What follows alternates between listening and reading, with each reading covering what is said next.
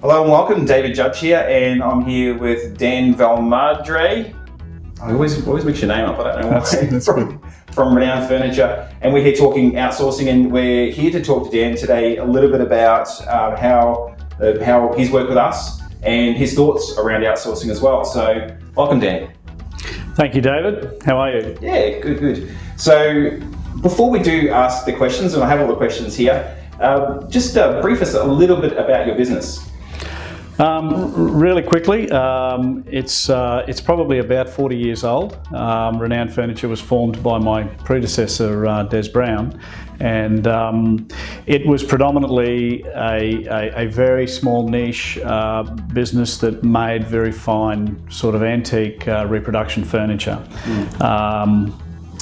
I purchased the business about 3 or 4 years ago, and have turned it into something where we've spread the market a little bit in terms of doing a lot more furniture restoration and a lot more furniture design and new furniture, sort of modern furniture with the old manufacturing techniques. So still handmade, no mass production happens here, but a real niche set of clients who appreciate quality and are prepared to pay for it.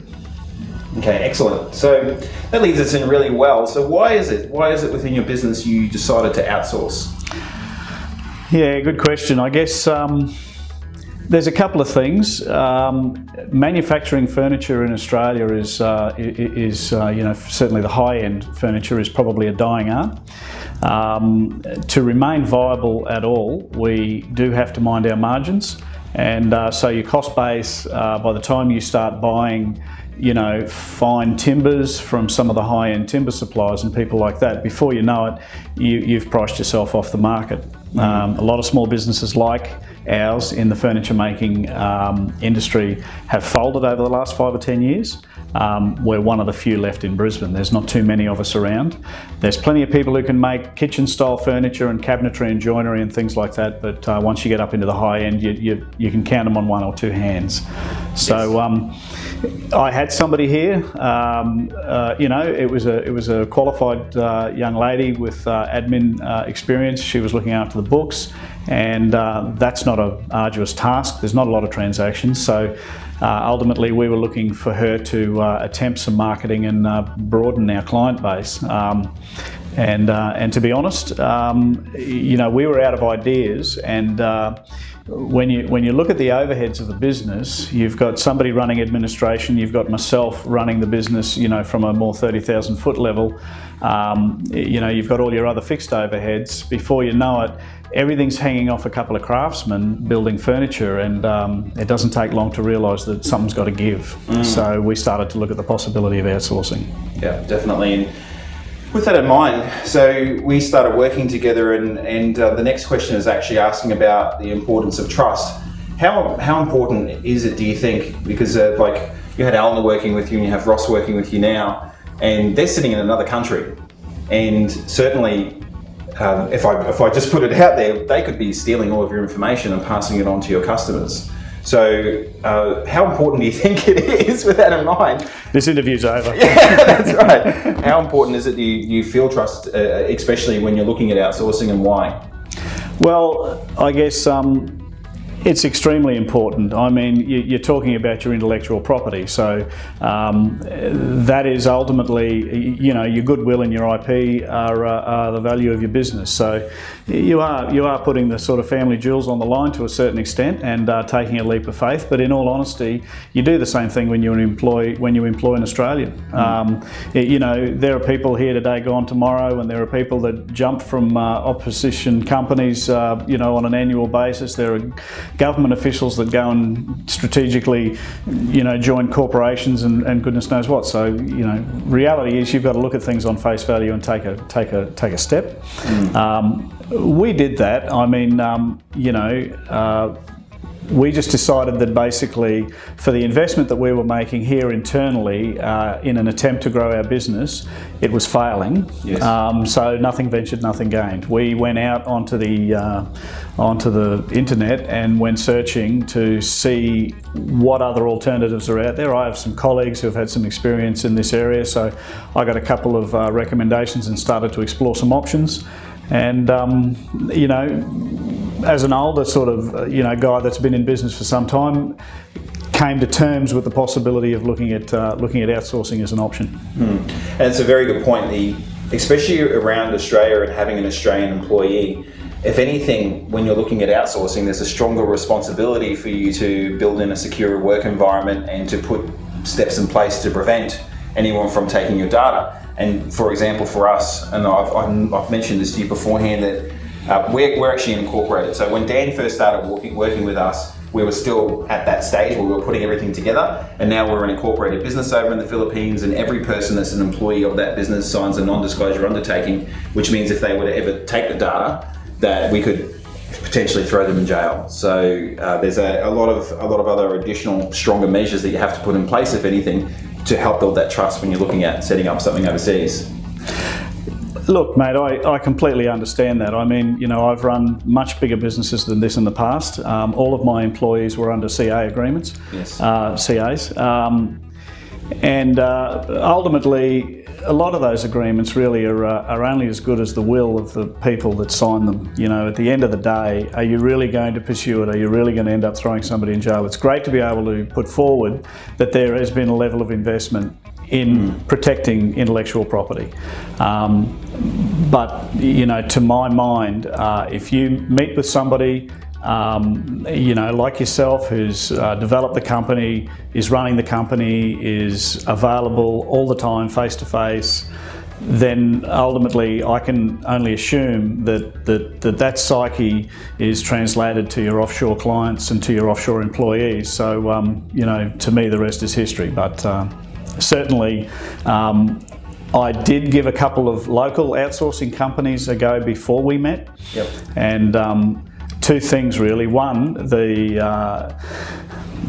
ramp at the front for training and getting somebody across the business and understanding it, and two, the actual cost once you boil it down to outsourcing, but within Australia, the advantages weren't there. Yes, and we've certainly experienced along the way, because we've been working together for a while. We've certainly experienced the ups and the downs around some of the tasks we've performed. But we've always been able to communicate together and work together to resolve any issues we're faced, which is, I think, important. Yeah. Oh, look, from my point of view, I mean, again, I'm not suggesting that I'm over the hill completely, but as an older guy still active in the business world, embracing new technology is fun. My previous business was actually a technology development business in itself, so I've always enjoyed being at the cutting edge and being able to focus on my day-to-day tasks at the same time as have Ross or Ulna in the bottom right-hand corner, ready to receive an instruction for just about anything I want to try and do. It's fantastic. It's as good as a PA right beside you. Yes.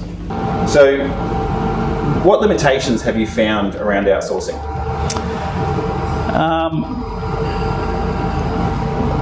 I really have to think about that one. To be honest, the reason I got into outsourcing was purely to broaden our client base, and the best way to, broaden our client base was to make connections out there in the world in industries such as architecture, interior design, and so on. There's really not much point from my perspective, especially with a business this size, trying the shotgun marketing approach, which is $5,000 weekly or monthly ad in a local magazine or whatever else. There's about 1,000 magazines you can choose from. Yes. So how are you going to manage your marketing budget? It's just a minefield. Probably be different if I was a multinational. We'd be sitting down talking to all of these people and negotiating rates and so on. But so those connections, that is really it's fairly laborious work. It's pretty much getting onto Google and doing a whole lot of research and then starting to make those connections. Yes. So, paying somebody in a small business like this between $25 and $30 an hour to do that is simply not viable. Paying a magazine medium is not viable either. So, where do you go from there? We've got a great client base. We've got good word of mouth. We get a huge amount of repeat business, but you've got to get get those clients in the first place. Yes, that's right. And just in case if you can hear that buzzing sound in the background, it's because we're on site. We're at Dan's manufacturing plant. So that's the dust extractor. Yes, that's right. Okay, so what do you think your industry thinks about outsourcing? I would imagine they're probably a little bit 50-50 about it, to be honest. Our industry is fairly small. If you narrow down specifically what it is that Renowned Furniture do, there's only a handful of us, and it's a very traditional industry. So, I'm probably one of the young guns in our industry, which is saying something.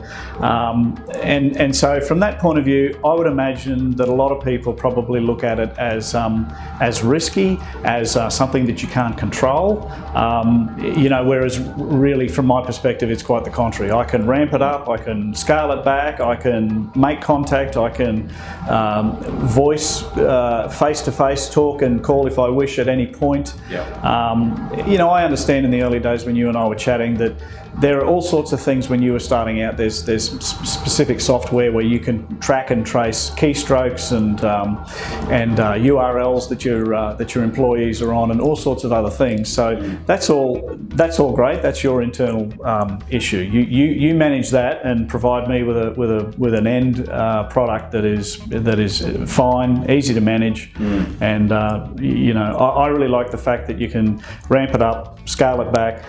Give you an example. We did one extremely large job. I think it was nearly $250,000 for a church group 18 months ago, somewhere there. And I immediately thought, wow, that was a great job. We made great money on that job. Let's go and connect with all of the archdioceses and church groups of every denomination and just say good day and then tell them what we've done and see what develops out of that. So. It's those sort of things where you can shift your initiatives and your thinking and get something done about it pretty quickly. And I think the key to your approach there is the key that we encourage the most is that. So you had your person that was essentially like a tool within your business there to help you perform a lot of the manual tasks. But at the end of the day, you're the face of the business that helps develop the relationship. So you're not trying to use the outsourced person to get in contact with people and sell your product and service. You're there using them to get everything there for you to the stage where you can go and close the deal, essentially. Essentially, making those early contacts, it really doesn't matter who's behind the computer screen. And to be honest, in today's world, it'd be me behind the computer screen attempting to make those contacts anyway. So really, until you get up to the start gate, it really matters not. If you've got somebody who's got some reasonable ethics and manners and approaches new contacts in a good way, then the rest we can look after here internally. Yes. So we've got to a point where we've been probably at least on page one, if not up in the top half of page one in most, average Google searches for the last 12 months. So, somebody clicks on that and eventually they either call us or send us an email and say, hi, can you quote on this? Or hi, how are you going? What are you doing? And it's up to us to take it from there. Which is interesting because that's a byproduct of all the other stuff that is how that's happened. So, yeah. So, second last question, how do you see the future of outsourcing, do you think, in Australia? Well, there's a couple of things, don't get me started on politics, but fundamentally, there's a lot of things that are out of balance in Australia when you look at the world stage. Yes. The simple fact is that if you compare house prices or rental prices or wages or anything to North America and lots of Europe, we're out of kilter, and consequently. As outsourcing grows, which it inevitably will, some of these things are going to have to come back into line. I don't want to see wages just suddenly crash. I don't want to see house prices suddenly crash, but I do want to see a little bit of an equilibrium and a softening where we start to catch up a little bit, because as the internet grows, as connections and networks grow, the world becomes a smaller place. Yes. So those comparisons are going to become more and more prevalent. They're going to happen every day, and all of a sudden some of these things are going to equal out. So there's a cycle that I've just talked about that could be 10, it could be 50 years. So right now, if you had a 5-year business plan in outsourcing, it's going to look like that. Yes. And so from my perspective, I see it growing and continuing to grow until we get a little bit more balance. As the world gets smaller, little businesses like ours will possibly survive, but manufacturing centres where, you know, say in Australia we might have said, you know, Geelong, the back of Victoria, was a famous manufacturing sort of hub.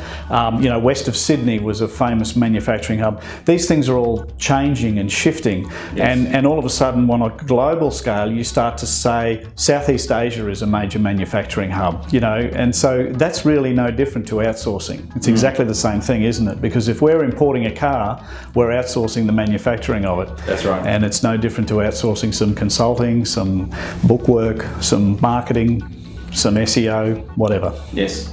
Okay, so last question. What would you say to somebody that somebody that's looking at outsourcing? Well, I think my actions probably speak louder than words. I've been, and you know, just through my own friends, colleagues, I've sung the praises of David's business for quite some time now. I was probably a little bit sceptical at the front end in terms of how quickly I would take up the technology, you know, my computer skills, whether they were up to task. But I fairly quickly learnt that it's an easy flow, it's an easy thing to use. It can be on a number of different software platforms, so, you know, one that you're more familiar with, it will work. But I liked to you know, almost pretend that a lot of the marketing strategies that were unfolding were fundamentally my idea, insofar as I could go out and do a mass marketing campaign, grab a very, very large level of inquiry, not for any particular thing, just for our goods and services, and then pluck the good bearing fruit out of that, not necessarily the low-hanging fruit. I had choices, and our pricing structure started to go up into a level where, for our humble little industry, I was starting to command margins, I'd say, much higher than the industry standard. And the reason was that I was picking the clients based on the jobs, putting a price forward, and if the client accepted that price, great. If they didn't, they could go somewhere else, and I was happy to let them go, purely because of the level of inquiry I was receiving. Yes. Whereas, you know, the year before, I was desperate and dateless. There's absolutely no doubt about it. Every time the phone rang or an inquiry came in, I was all over it like a rash, and I think I frightened half of them off. Yes. And you know, I'm starting to see that with some of my opposition companies. I'm starting to see that desperate and dateless sort of behaviour in some of their quotes, and the reason I'm getting to see those is because from time to time, when we establish a good friendship with a client, they'll make some mention of, you know, the 2 or 3 other quotes that they had, that how they compared and things like that. Whereas these days I'm a lot more relaxed, and Yes. and things seem to be going along quite nicely. You'll never ever control a full ramp of growth in a little industry like this, but in terms of the level of inquiry, it's directly tied to the level of input. Okay, excellent. Well, thank you very much, Dan, for your time. Really appreciate it today, and for anybody that's interested in outsourcing, we have our contact details, so you can get in contact with us anytime. And Dan, wish you all the very, very best in the future, and hope to continue to work with you in the future as well. Yeah, thanks, David. Excellent. Look, you know, from my point of view, I'd be happy to act as a referee, as I think the interviews probably speaks for itself, but I've put recommendations forward to a number of people who have turned around and said, yeah, wow, it seems great. So I think it's working well, mate. Excellent. Thanks, Dan. All right. Very good. Thank you.